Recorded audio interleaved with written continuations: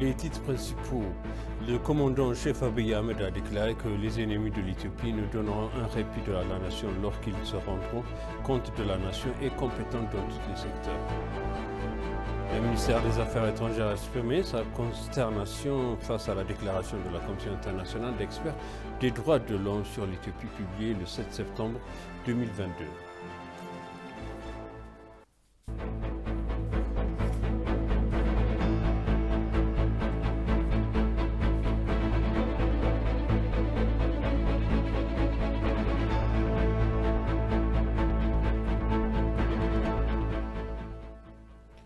Bienvenue chers téléspectateurs sur ABC, c'est moi Zalal Mourkana avec le journal.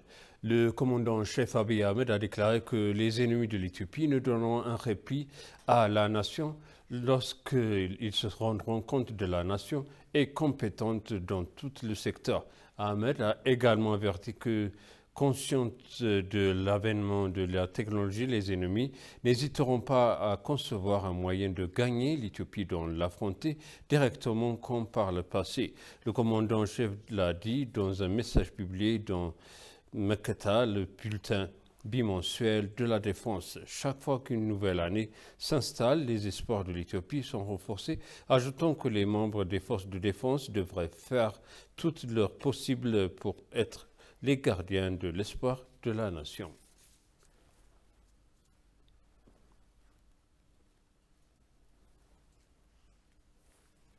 Le terroriste PLF a pillé et a complètement détruit des centres de la santé publique qui fournissent des services de plus de 20 000 citoyens à Sakota dans la zone de Ouagamra, dans la région d'Amara. Depuis qu'il a relancé l'attaque sur la région voisine d'Amara et d'Afar, le terroriste PLF a pillé et vandalisé les infrastructures et les équipements publics.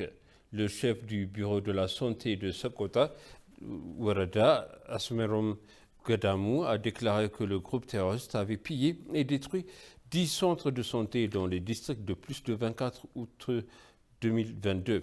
Le centre de santé de Hamoussit, qui regroupe 5 centres de santé, fournissait des services médicaux à plus de 20 000 personnes et était à la pointe en termes d'expertise et de services dans la zone de Ouagamra. Le chef de centre de la santé de Hamoussit, Zaoudou Moula, a déclaré que le TPLF avait volé le laboratoire, l'équipement médical, les médicaments et d'autres matériels de l'établissement.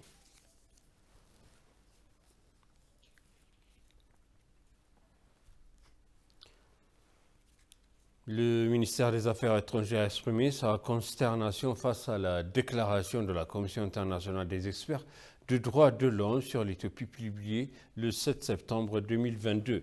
La Commission n'a aucune compétence ni l'appréciation d'approprier un conflit déclenché par le TPLF en violation à la trêve humanitaire, a indiqué le vendredi le ministre dans son communiqué.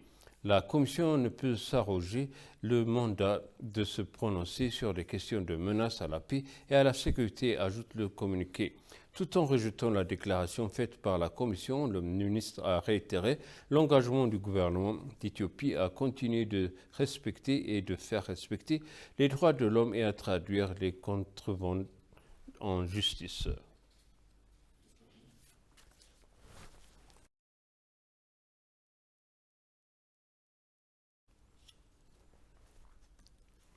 L'administration municipale d'Addis Abeba a mis en service 110 nouveaux bus urbains modernes d'une capacité de 60 personnes.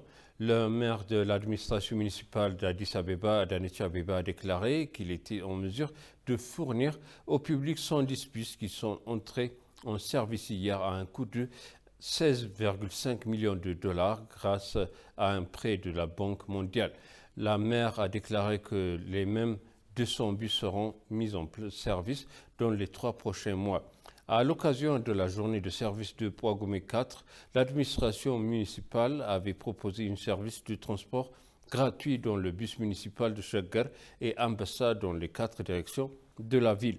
Le chef du bureau de transport de la ville, Mechu Asmara, a expliqué qu'il existe un déséquilibre entre l'offre et de la demande de transport dans la ville, Il a indiqué que les travaux sont en cours pour combler la lacune. L'ENA a indiqué que le bus moderne actuellement en service apporteront une contribution significative à la résolution du problème de transport.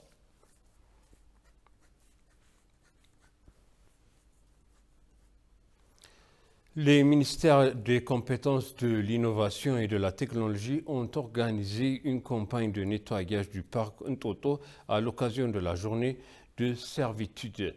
Les ministres et d'État et employés des institutions étaient présents lors d'une campagne de nettoyage dans le parc. La ministre du Tourisme, l'ambassadrice Nassis Ali, a déclaré que la campagne de nettoyage a été menée sous la devise « La servitude commence par mois ». La ministre a ajouté qu'il était nécessaire de partager l'esprit de servitude dans le secteur du tourisme éthiopien. Le ministre de l'Innovation et de la Technologie, Dr Belay Molla, a déclaré que tout le monde devrait travailler ensemble pour créer une meilleure Éthiopie pour la prochaine génération. En ce jour, nous devons remercier les travailleurs qui contribuent au développement du secteur touristique du pied et ceux qui travaillent dans le parc, a déclaré la ministre de l'Emploi et de la Compétence Moufaria Kamil. Boagoumé 4 2014 est considéré comme la journée de servitude dans divers événements à travers le pays, a rapporté l'ENA.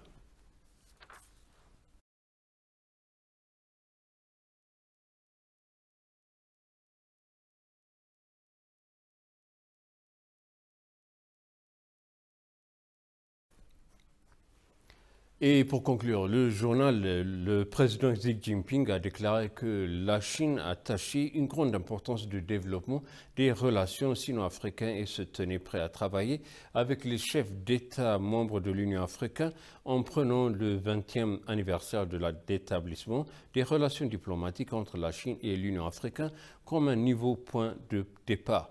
Le président Xi Jinping a échangé des messages de félicitations avec le président tournant de l'Union africaine et président du Sénégal, Macky Sall, à l'occasion du 20e anniversaire de la fondation de l'Union africaine et de l'établissement des relations diplomatiques entre la Chine et l'Union africaine.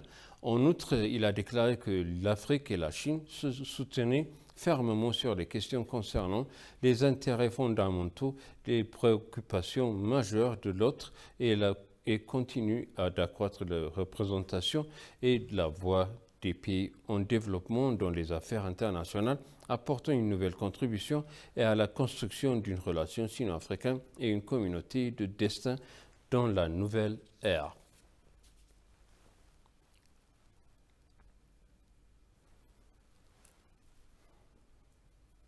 Et maintenant, je vous rappelle les titres principaux. Le commandant-chef Abiy Ahmed a déclaré que les ennemis de l'Éthiopie ne donneront une répit à la nation que lorsqu'ils se rendent compte de la nation est compétente dans tous les secteurs. Le ministère des Affaires étrangères a exprimé sa consternation face à la déclaration de la Commission internationale d'experts des droits de l'homme sur l'Éthiopie publiée le 7 septembre 2022. Chers téléspectateurs, ainsi s'achève le journal. C'était moi, Zalal Mourkana, avec vous et je vous souhaite une bonne suite de programme.